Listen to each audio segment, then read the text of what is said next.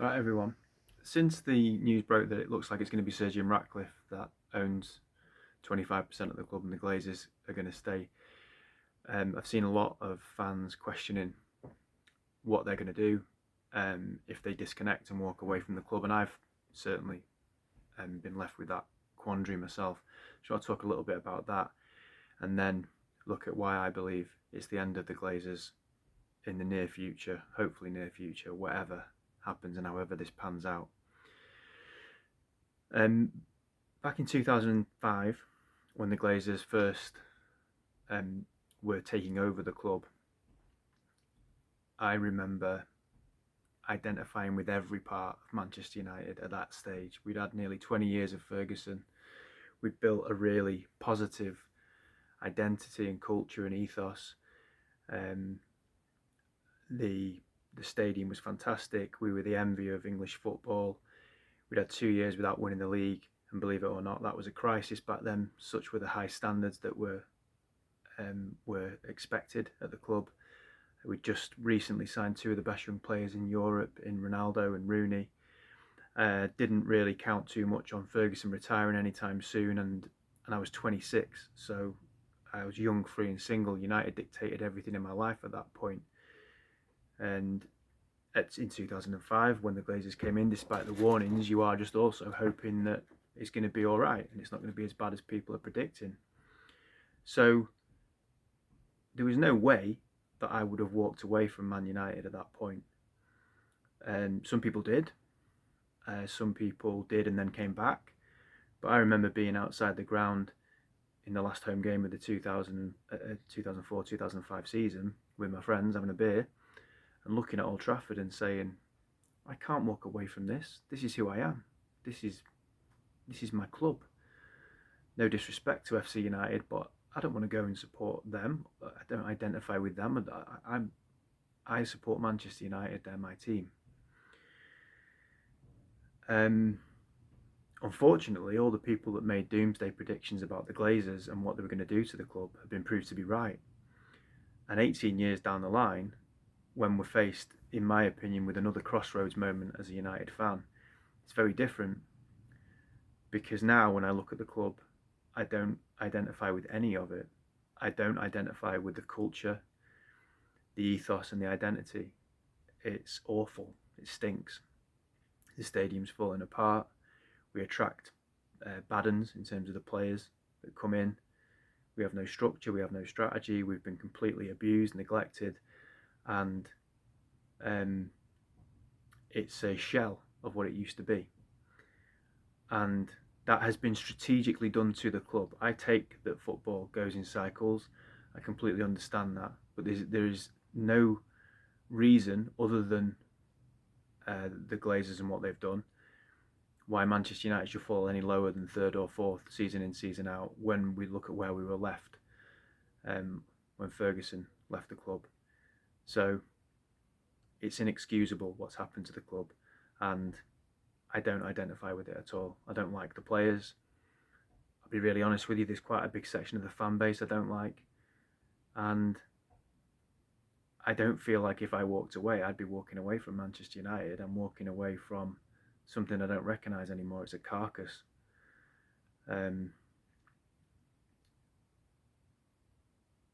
If someone asked me when I was abroad, who do you support?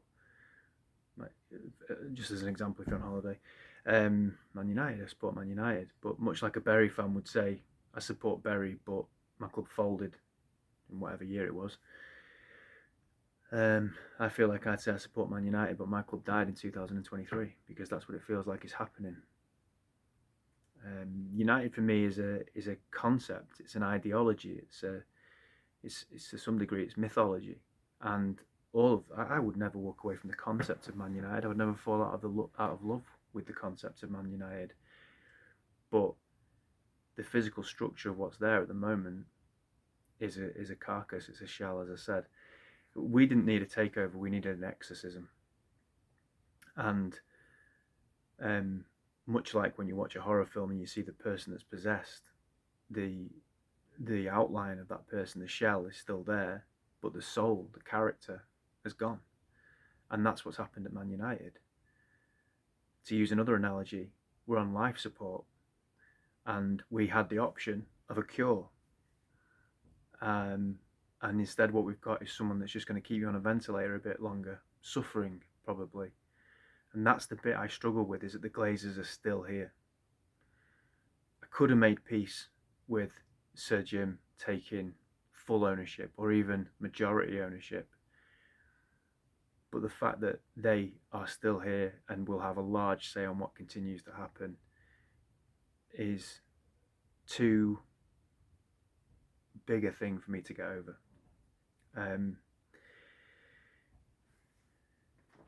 They've led us along for a year. They've taken a year of messing about to come up with an option that makes no difference whatsoever to the club. That brings me to my next point though, and it's more optimistic, I guess. The end of the Glazers is close-ish. It just depends how long it's going to take and how much the fans have to suffer in the meantime whilst it comes to an end, and how bad it has to get, because it will get pretty bad. If they stay with the 25% from Sir Jim Ratcliffe and he can't buy the club in 5 years, they will have to sell the club within 5 years, because they will run it. They'll run it to the ground again. The £1.5 billion investment they've got will be gone in no time. So if they stay in that capacity, then what will probably happen is the club will halve in value. It won't double in value, and I'll come back to that in a moment.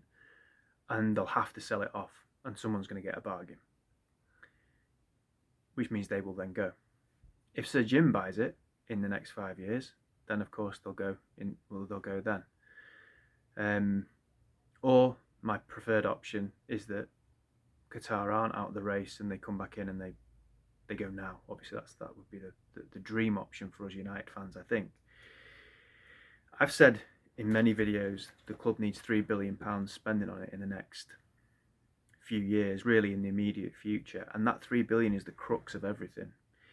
If they want the club to double in value, they have to spend that £3 billion on the club, because if that happens, the stadium will probably be a 90,000 seater stadium, which means they've got 15,000 more seats every other week, which will generate huge amounts of money. The fact it would be a super stadium again would be a huge earning potential for the club. They would be able to host boxing events, other sporting events, gigs, concerts, etc., like they used to. And they would host big games, international games, tournament games, all that kind of thing. Again, a big money earner for the club. And the club would just be seen in a different light by everybody, sponsors, etc. And we'd be an attractive proposition, more so than we are now. In which case then, if the club was put up for sale again in 5 or 10 years, then yeah, it probably would be double in value than it is now. So what you've got at the moment is someone's willing to pay £6 billion when they also have to pay £3 billion to sort out the stadium, the training facilities and the infrastructure. If all that's sorted and you put it back up for sale, then yeah, absolutely. If someone's prepared to pay 6 now, they'd probably be prepared to pay 10 then. Yeah, absolutely. But £1.5 billion, of which probably only about 600 or 700 million is going to go to the club, makes hardly any difference to what needs to happen. So if they're in cloud cuckoo land, the Glazers, if they think that investment is going to lead to the club doubling in value, it will lead to the club halving in value. And that's not a prediction that will happen while they're here, because their model doesn't work. And all the reasons that are being given as to why they're hanging around and what they believe is going to help them to make the club double in value are nonsensical. An expanded Champions League, an expanded World Club Cup, first of all, we're not going to be in those competitions because we're shit. And secondly, they're not game-changing amounts of money when you've just turned down £1 billion each as siblings. Negotiating your own TV rights, it's not game-changing amounts of money. It isn't, compared to taking £1 billion each. So the reasons that have been given are not sufficient reasons for, one, the club to double in value, and two, for them to stay, because it's going to give them loads of money. That £3 billion has to be spent immediately, for the club to double in value and for all of anything else to make that much of a difference. The Glazers don't care about sporting excellence. We're a franchise, like Mark Goldbridge said. We're like the Miami Dolphins. We're always going to be a big name. We do have legacy. And actually, when the club is struggling like we are now, and it's a circus, and I've said it before, our unique selling point is chaos, that gets clicks, that gets engagement, that gets exposure. So the Glazers don't care whether we're winning or not. But there's only so long you can keep having that attitude and the club continue to operate at a profit and being successful, because there's lots of other competition now and there didn't used to be. And the legacy only lasts so long. So you'll have clubs in the Premier League, Brighton's probably a good example, that their owners don't plough loads of money into their club and don't have to, but they have a standard of excellence that they set for themselves as a club, and they look for the very best within the circumstances that they've got in terms of the best recruitment people, and they're driven by football principles to make themselves the best football club possible. So it's possible to be successful relatively without that mega wealth and without someone ploughing loads of money into your club. Liverpool did it and won the league and won the Champions League because, again, they from the top were driven by football principles and excellence. United are not driven by excellence, and their owners don't plough money into it. And in modern football, that can't continue to be something that works. You look at City, all right, they've cheated, but their club are driven by relentless pursuit of excellence, and they plough loads of money into it. They've got the best of both worlds. We've got the worst of both worlds with the Glazers. No interest in football, no interest in excellence, no standards at the club, as I spoke about the other day, and they don't plough money into it either. And the money that they let the club spend, they didn't put in, but they let the club spend on transfers and other things. They waste it because, again, they're not operating with the football principles. They're operating from business principles. So they're making football decisions that the people that are making the football decisions are not qualified to do that because of the negligence of the football side of the club. So Sir Jim Ratcliffe coming in and taking 25% but doesn't have full control over what goes on with the football side of the club is not a big enough difference. It's not going to make a big enough difference in terms of the sporting principles and that ethos of excellence. That's not going to make a big enough difference. But also, there's not enough money to put into the club now to make that difference either, because that 1.5 billion, as I say, doesn't even touch the size for what we need. For people that are getting precious about Qatar and where the money comes from, it's like that because we have been run into the ground, systematically murdered by the Glazers. And they want their cake and eat it.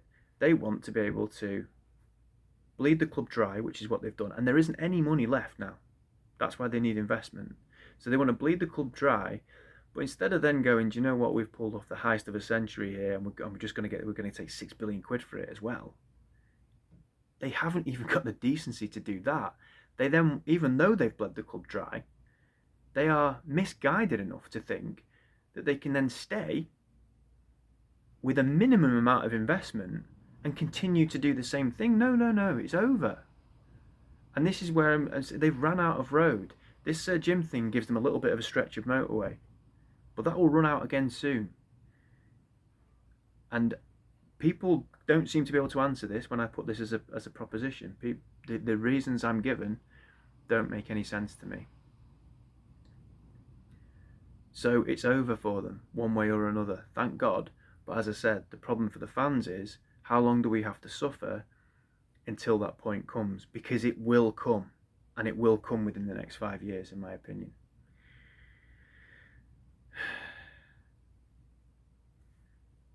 That's my thoughts for the day. Glazers out.